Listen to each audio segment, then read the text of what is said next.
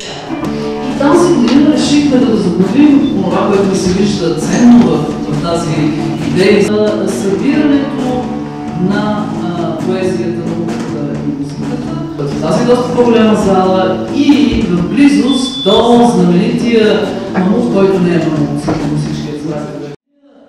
Пешо, ще ли започваш? Нито започвам, нито свършвам.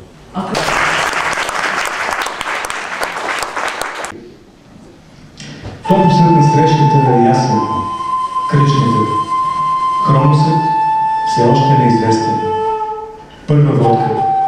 Формата е още неизбежна. Бих казал, че съм модернист. Не, по-скоро вече постмодернист с някои посткомунистически задръжки. В пространството от ъгъла на чашата до ъгъла на моите устни се вежелее някаква жена изтънчена. По-тънка от ръба на чашата, по-тънка от бръснаш, излязва нежно силуета си в моя мозък. Втора водка. О, същността ми не била същност на овчица. По-скоро коч. Не пръч. Не коч плюс пръч. Вълче. Не вълк. Овца плюс вълк във форма на чекала. Жената този път е в чашата. Изпивам чашата. Не, това е само нейно отражение. Седма водка. И тук започва чалгата. Хор.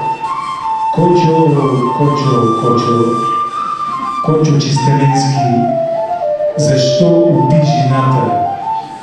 Елини, жената и децата. Хор. Защо уби жената? Елини, жената и децата. Жената, предната, съвсем не няма. Ах, майче се разплисках. Дим. Сметището едно. Сметището в Дим има това свойство, че никога не свършва. От кога вървя. То е начало и край. Безкрайен хоризонт на очакване. Тук може да се види всичко.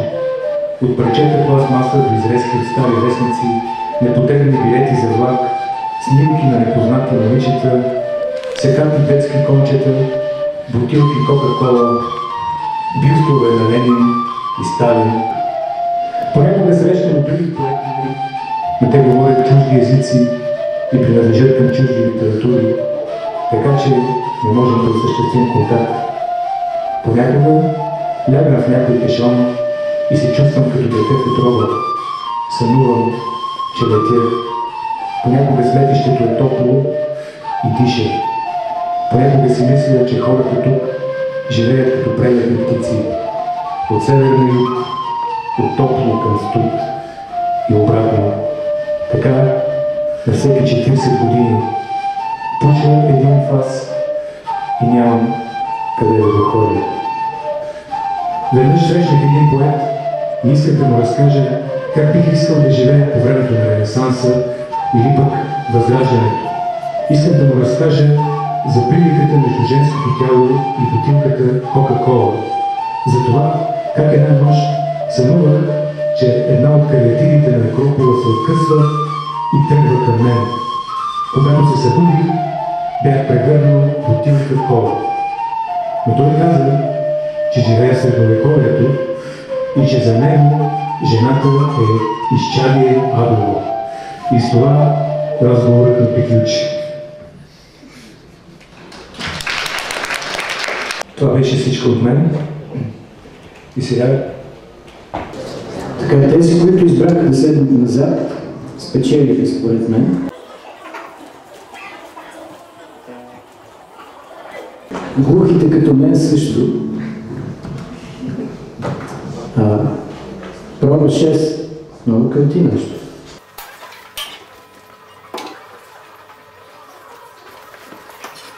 Така, нашият проект няма име.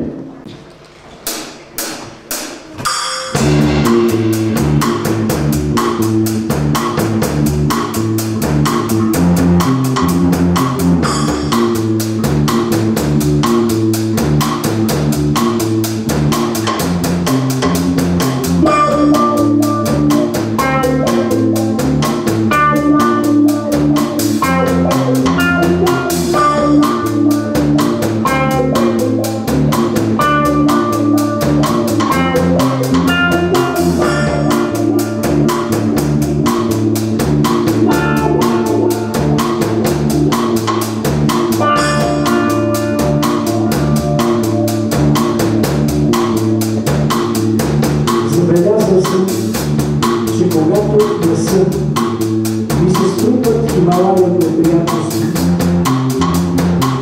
започвам да мисля за себе си трето лице.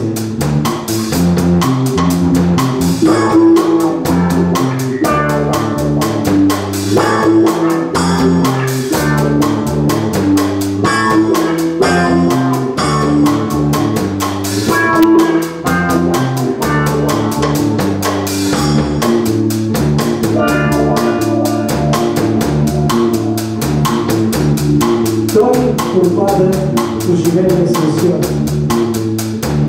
Него го гонят. Гърлото му събират пищящи ножове.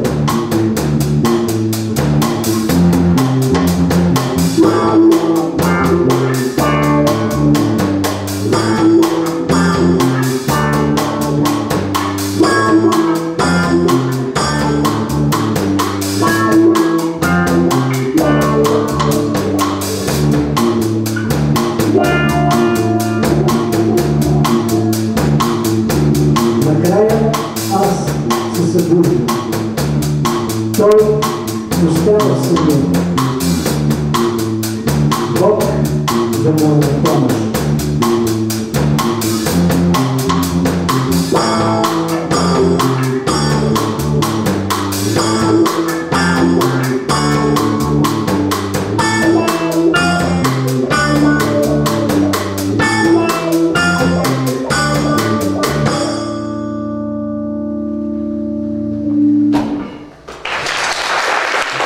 Искам първо да попитам колко от вас присъстващите не са филолози, не следват филология?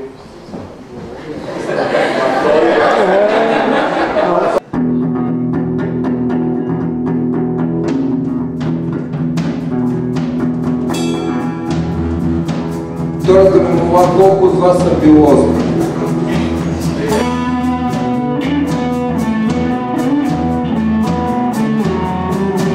Все пак, виждайки колко не са биолози, ще ви трябва поне един семестър да опознаете птиците, да научите местата, къде може да ги наблюдавате и така нататък. Думи.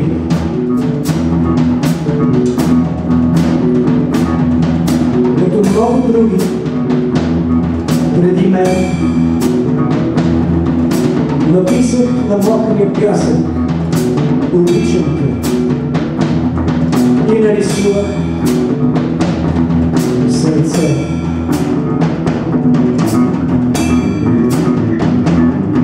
Като много други преди мен, видях как вълните отнесоха думите и постепенно заличиха сърцето. Думите бяха мои, но чие беше сърцето? Думите бяха мои, но чие беше сърцето?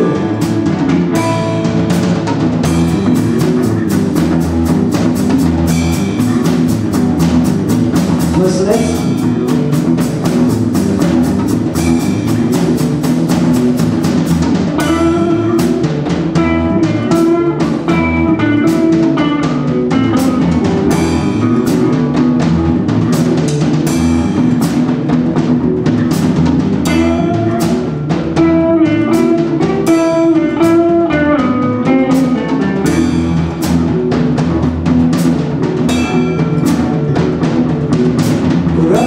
Баща ми почина и остави в наследство своите полуразрушени пясъчни замъци.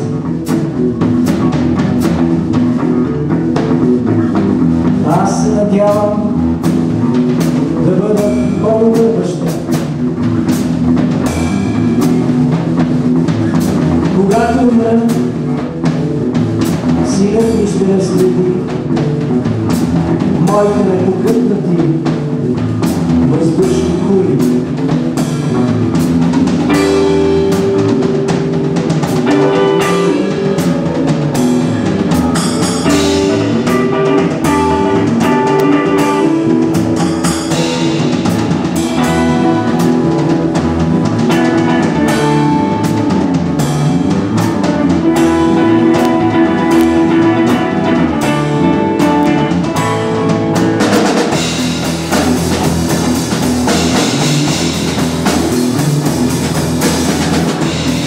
щастливици слава.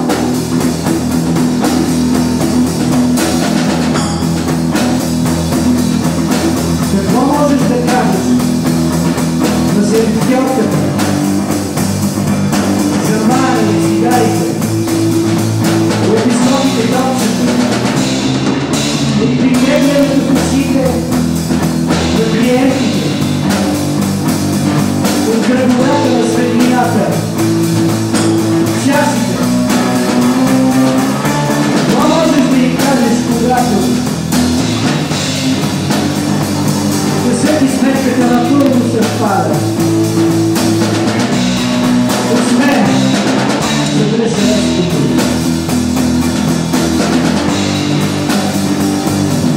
За грешенството.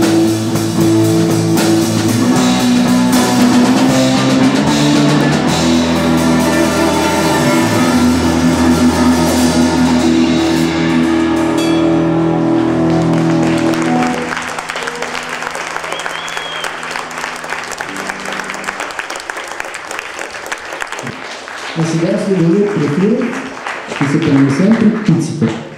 Сега, може би се питате, задавате си въпроса защо птиците.